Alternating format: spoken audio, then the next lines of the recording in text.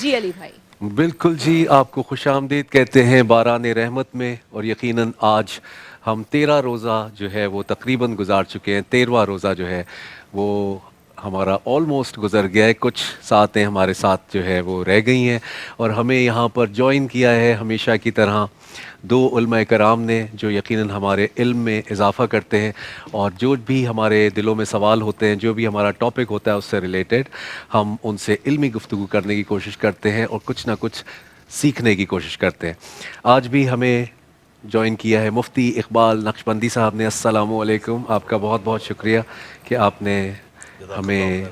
پھر ٹائم دیا اور یہاں تشریف لے جزاک کر آئے. اللہ خیر. اس کے علاوہ ہمیں جوائن کیا ہے ہمارے بہت ہی بہترین اور بہت ہی علماء کرام میں ایک بہت خوبصورت نام، مولانا علامہ تقی مہدوی صاحب. آپ کو دیکھ کے بہت اچھا لگ رہا ہے. بہت شکریہ. کافی السلام دن علیکم. کے بعد آپ سے ملاقات ہوئی ہے. پہلے تو بالکل آپ کو ایسا ہی ہے. السلام علیکم اور خوش وعلیکم آمدید. السلام ورحمۃ اللہ. بہت شکریہ. کیسی طبیعت آپ کی؟ الحمد للہ، دعائیں ٹھیک ٹھاک فرسٹ ہے؟ کلاس. رمضان المبارک اچھے گزر رہے جی ہیں؟ ماشاء اللہ سے. زبردست. آج ہمارا جو ٹاپک ہے اس سے ریلیٹڈ ہم کوشش کریں گے دونوں آپ علماء کرام ضرور. سے ہم گفتگو کریں. ہماری بہن ہنا الطاف بھی کافی سارے سوالات لے کے بیٹھی ہوئی ہیں، کیونکہ آج ہے ٹاپک وعدہ اور اس کی اہمیت. اوکے. تو سب سے پہلے میں مفتی صاحب آپ سے گفتگو کا آغاز کرنا چاہتا ہوں، اور وہ یہ ہے کہ وعدے کی اہمیت کیا ہے؟ بسم اللہ الرحمن الرحیم.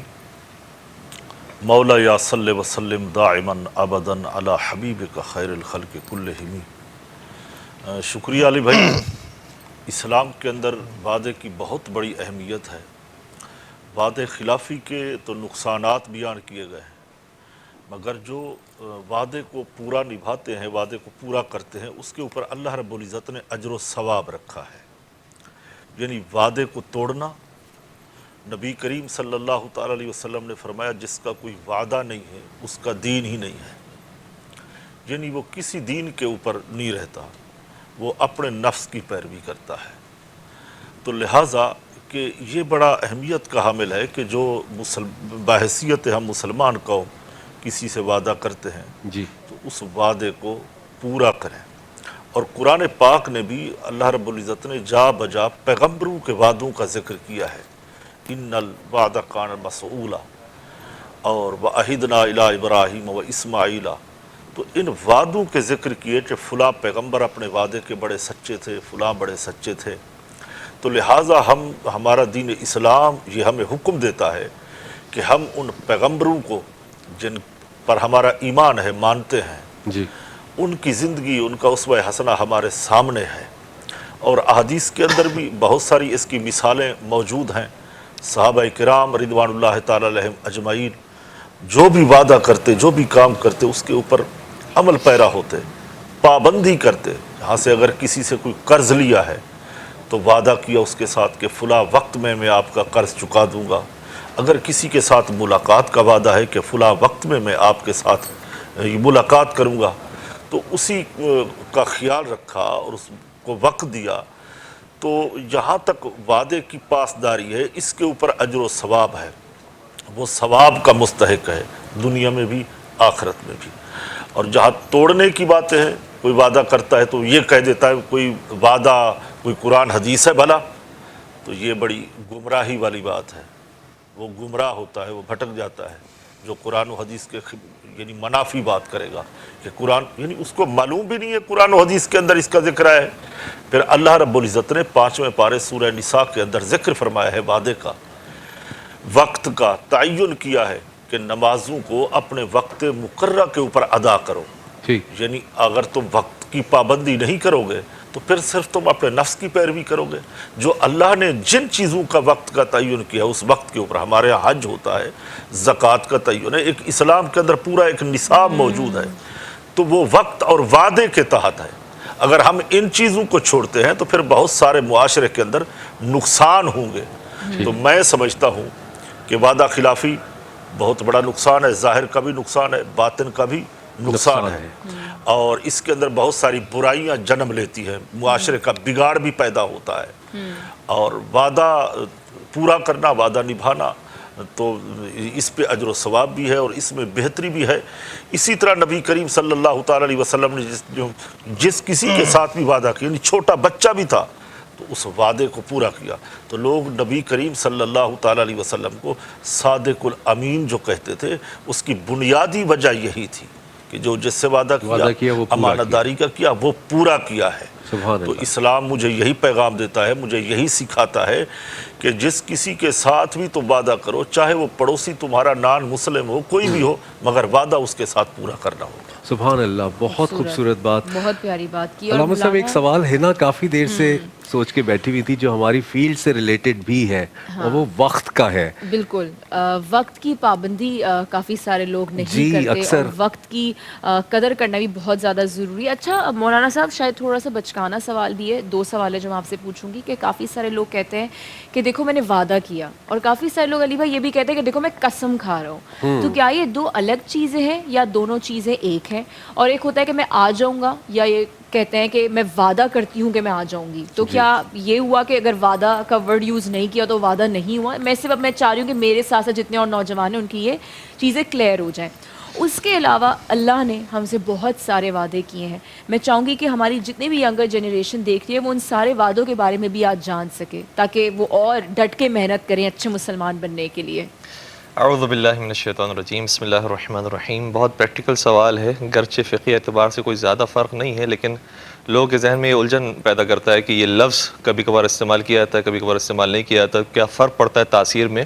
تو شاید سامنے والے کے اوپر تو اس کا اثر کچھ زیادہ ہو جائے، لیکن شریعت کی نگاہ میں اور خدا کی نگاہ میں کوئی فرق نہیں ہے. اگر میں نے کہا ہے کہ میں اس ٹائم پر آؤں گا، یا میں وعدہ کرتا ہوں کہ اس ٹائم پر آؤں گا، یا قسم سے میں ابھی پہنچنے والا ہوں، میں ابھی پہنچ جاؤں گا، تو اس اعتبار سے فرق شرعی اعتبار سے نہیں ہے، سوائے یہ کہ قسم کے اندر اگر یہ باقاعدہ انسان نے کہا ہے کہ میں خدا کی قسم کھا کر کہتا ہوں کہ میں اتنے بجے حاضر ہو جاؤں گا، تو خدا کی قسم اگر یہ پورا لفظ ادا کیا گیا ہے خدا کی قسم، تو پھر وہ خدا کی قسم توڑنے کا کفارہ بھی ادا کرنا پڑتا ہے. اچھا، اس کا وہ کفارہ بھی ہوتا ہے اس کا.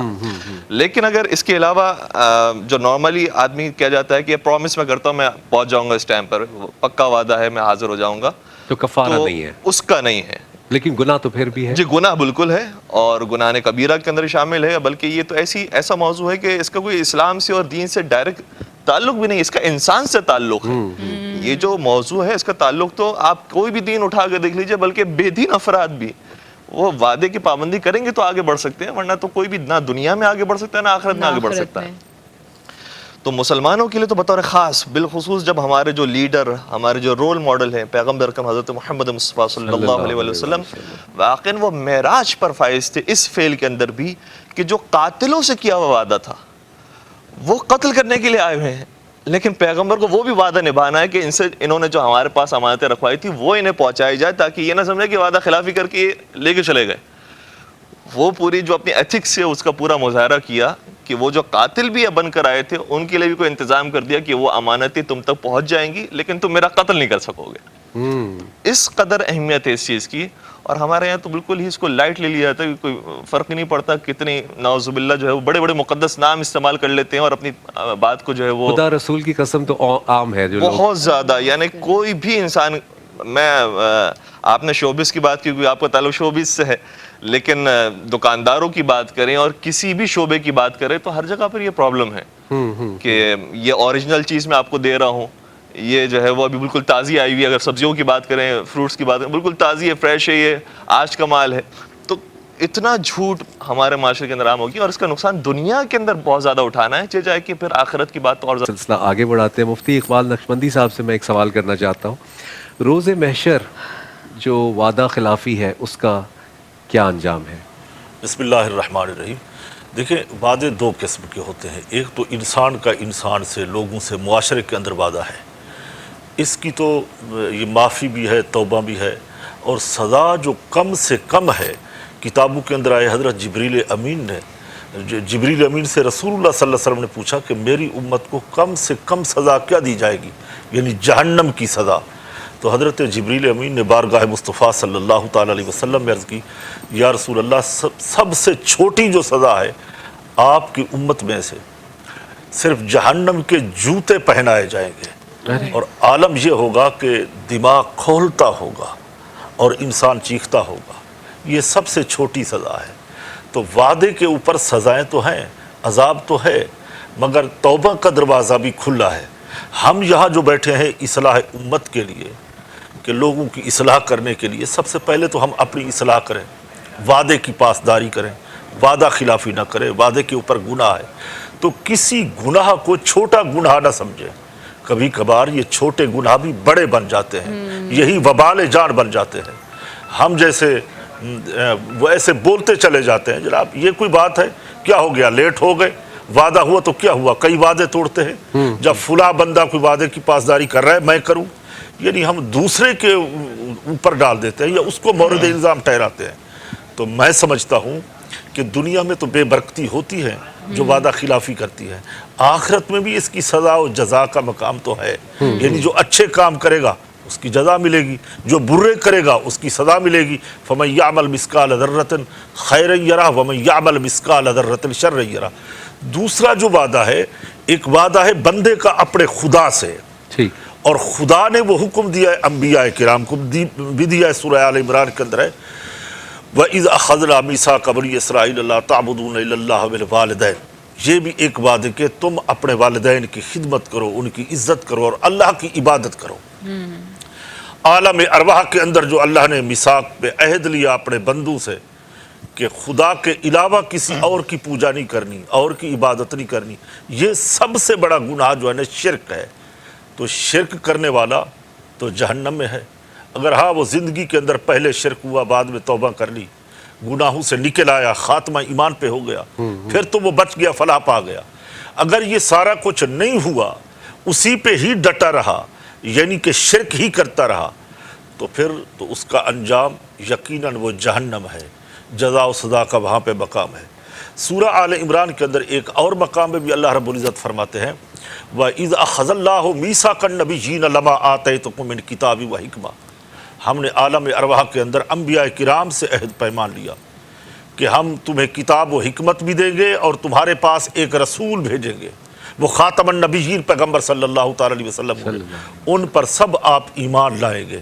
لَتُؤْمِنُنَّ بِهِ وَلَتَنْصُرُنَّ، اس پر ایمان بھی لانا اور ان کی مدد بھی کرنا۔ تو انبیاء کرام نے اس وعدے کو پورا کیا ہے، ان پر ایمان بھی لائے اور وعدہ بھی پورا کیا۔ تو لہذا وعدہ پورا کرنا چاہیے، کوئی اس کو ہلکا نہیں لینا چاہیے کہ نہیں جناب یہ کوئی ایسی بات ہے ہم نے کیا، دیر ہو گئی، وہ کر لیں گے۔ ہاں اگر کسی کے ساتھ کیا ہے تو معذرت کرنی چاہیے، معافی کرنی چاہیے۔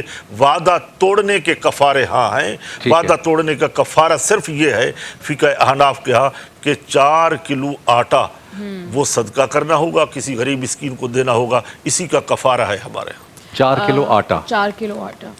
علی بھائی میرا ایک سوال مولانا صاحب سے ہے، اور میں بہت حوصلہ کر کے سوال آپ سے پوچھ رہی ہوں۔ بہت سارے لوگ ہوتے ہیں مولانا صاحب جو قرآن شریف اتنی پاک کتاب کو بھی بیچ میں لے آتے ہیں۔